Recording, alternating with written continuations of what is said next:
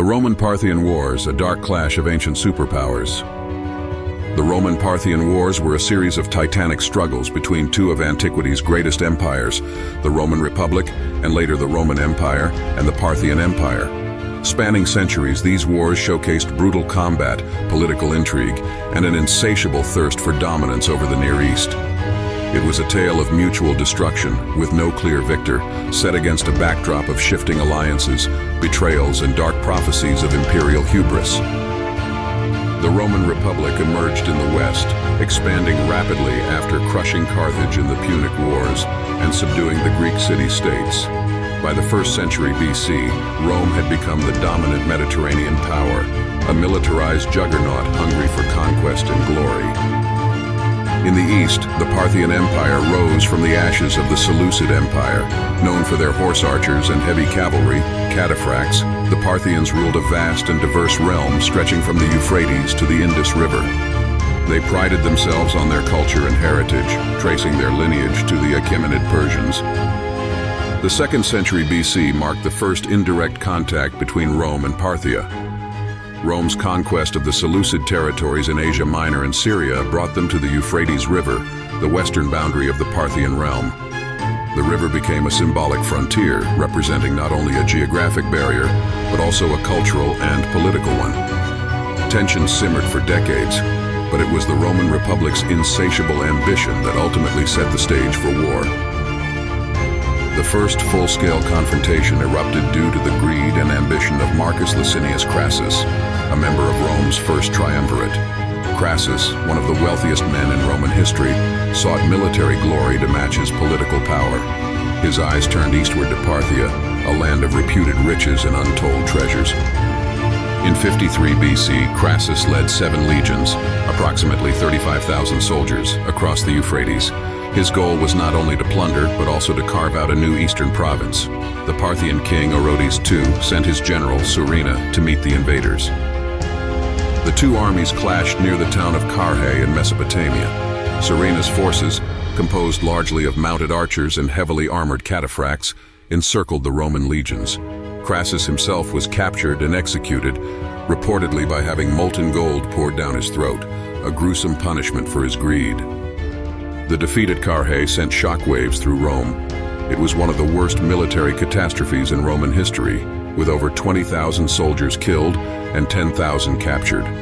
The eagle standards of several legions, symbols of Roman invincibility, fell into Parthian hands, a humiliation that would haunt Rome for decades. Parthia, however, did not press its advantage. Internal instability and the decentralized nature of its empire prevented it from capitalizing on the victory. Meanwhile, Rome licked its wounds, biding its time for vengeance. Rome's next major offensive came under Mark Antony, one of Julius Caesar's closest allies. Following Caesar's assassination in 44 BC, Antony sought to secure his legacy by conquering Parthia. In 36 BC, he launched an ambitious campaign with over 100,000 troops, aiming to avenge Carrhae and expand Roman influence in the east. However, the campaign was plagued by poor planning and logistical nightmares. Parthian forces, employing their signature scorched earth tactics, denied Antony supplies and harassed his army at every turn. Antony's grand invasion ended in a humiliating retreat, with his army reduced to a fraction of its original strength. Rome's reputation as an unstoppable force was further tarnished.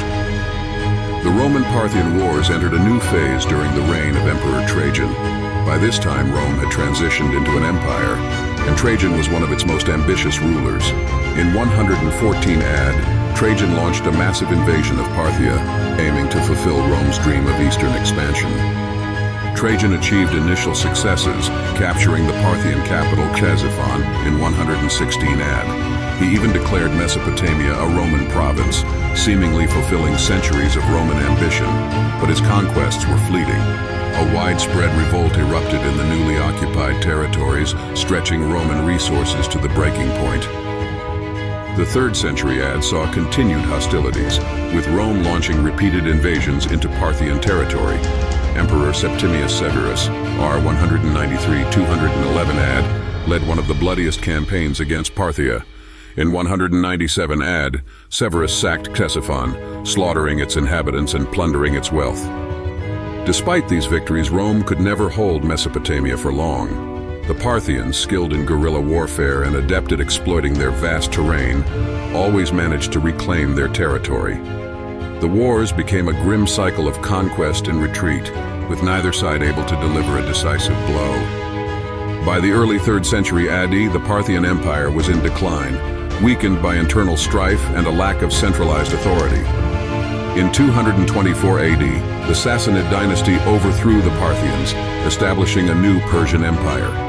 The Sassanids proved to be even more formidable adversaries for Rome, continuing the cycle of warfare that had defined the Roman-Parthian conflict. The Roman-Parthian Wars left a dark and enduring legacy. For centuries, these two empires bled each other dry, expending countless lives and resources in an endless struggle for dominance. Neither side achieved lasting victory, and the wars contributed to the eventual decline of both powers. The wars also highlighted the limits of imperial ambition. Rome, for all its might, could never fully subjugate Parthia. Similarly, Parthia, despite its resilience, could never extend its influence west of the Euphrates. The Euphrates remained a haunting symbol of their feudal rivalry, a border soaked in blood and ambition. The Roman-Parthian Wars stand as a grim reminder of the destructive potential of imperial hubris. They were wars of annihilation, marked by brutal tactics, devastating losses, and the relentless drive for power. In the end, both empires paid a heavy price, their mutual enmity casting a shadow over the ancient world.